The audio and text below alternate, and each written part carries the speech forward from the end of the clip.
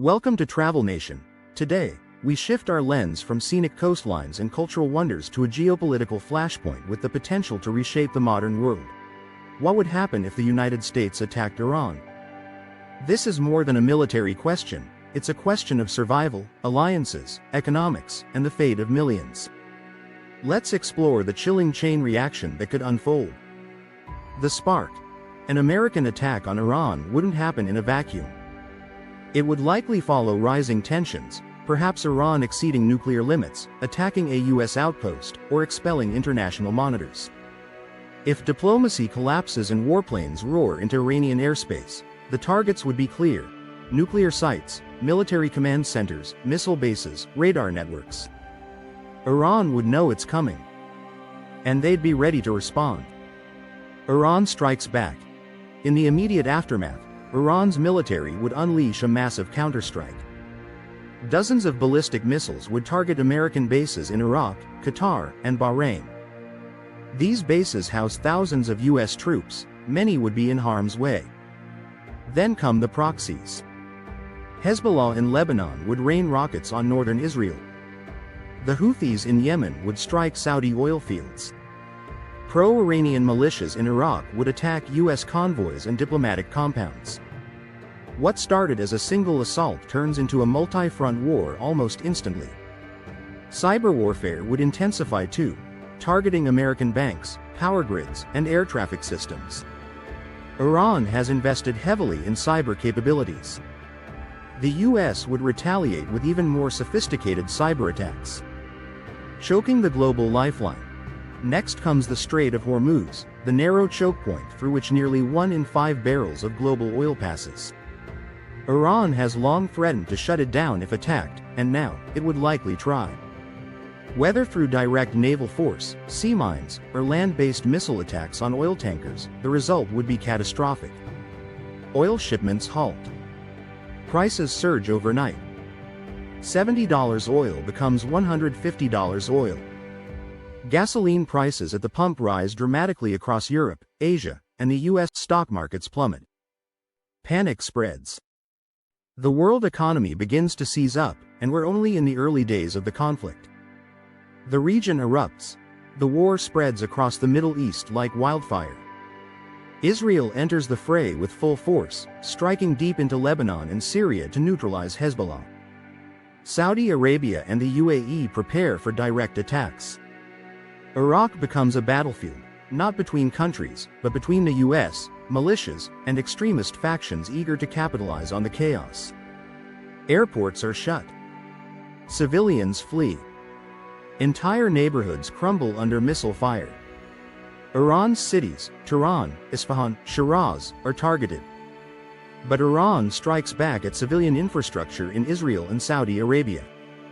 Hundreds of thousands flee, triggering a massive humanitarian crisis. Hospitals collapse. Electricity grids fail. Water becomes scarce. Superpowers react. Now the world's biggest players start to move. Russia publicly backs Iran, seeing an opportunity to push back against U.S. dominance. They begin supplying weapons and intelligence, and may even deploy private military contractors like the Wagner Group to assist. China, reliant on Iranian oil, issues stern warnings to the U.S. and positions naval assets in the Indian Ocean. Beijing may retaliate economically, potentially pressuring Taiwan or reducing cooperation on global issues. NATO fractures. Some members, like the UK, support the US. Others, including Germany and Turkey, call for restraint and begin pulling diplomatic support. The United Nations Security Council falls into paralysis as veto powers block any resolution for peace. Trouble at home. In the US, the consequences quickly hit home. Gasoline prices soar above $7 per gallon. Inflation, already volatile, accelerates. American families struggle to keep up with food and fuel costs. Cyber attacks, originating from Iran or its allies, hit banks, pipelines, power grids.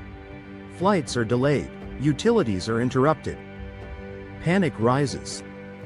Protests erupt nationwide. Some support the military action, others demand an end to the conflict. Congress is divided. Conspiracy theories explode across social media. The government discusses reactivating the draft. Military recruiters flood communities. Thousands of reservists are called into active service. Global travel in ruins. The war decimates international travel. Flights to the Middle East are suspended indefinitely. Airlines reroute planes to avoid conflict zones, increasing travel times and prices. Oil costs make airfare skyrocket globally. Tourism collapses across the Gulf. Dubai, Doha, and Abu Dhabi turn quiet. Even stable regions like Turkey, Egypt, and Jordan suffer dramatic drops in visitors. Visa restrictions tighten worldwide as nations brace for unrest.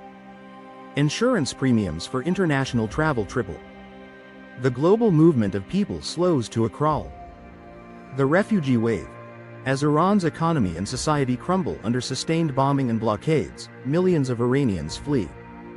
Neighboring countries, Afghanistan, Turkey, Iraq, are overwhelmed. Many head toward Europe. Camps grow rapidly. Borders tighten. The European Union descends into another migrant crisis, this time far worse than that of 2015. The world's humanitarian organizations are stretched beyond capacity. Food shortages begin. Disease spreads in overcrowded camps. A fractured Iran.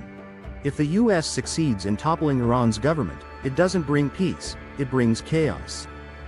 Iran, like Iraq in 2003, fractures along ethnic and sectarian lines. Sunni, Shia, Kurds, Baluchis, all fight for power in the vacuum. Warlords emerge. Foreign fighters pour in. The Islamic State and Al-Qaeda regroup in the wreckage. Instead of a stable democracy, the US finds itself facing a bloody insurgency. American troops are once again bogged down in the Middle East with no clear exit strategy. The world reorders. In the years that follow, global alliances shift. Russia and China become closer allies, presenting a united front against the West. The US is more isolated diplomatically. Countries hedge between the two powers, creating a new bipolar world. An arms race begins across the Middle East. Saudi Arabia and Turkey pursue nuclear weapons of their own, fearing they might be next. And as oil-dependent economies struggle to survive, the world races to transition to renewable energy, not by choice, but out of necessity. Final thoughts. An American attack on Iran might be aimed at eliminating a threat. But it would create many more. Millions of lives disrupted. Global economies shaken. Alliances shattered. A world more dangerous, more unstable, and more divided than before. This isn't just a war between two nations, it's a spark that could ignite a worldwide fire. Thanks for watching Travel Nation. While we love to show you the beauty of our planet, we also confront the events that could threaten it. If you found this video insightful, subscribe, share, and stay curious. Because understanding the world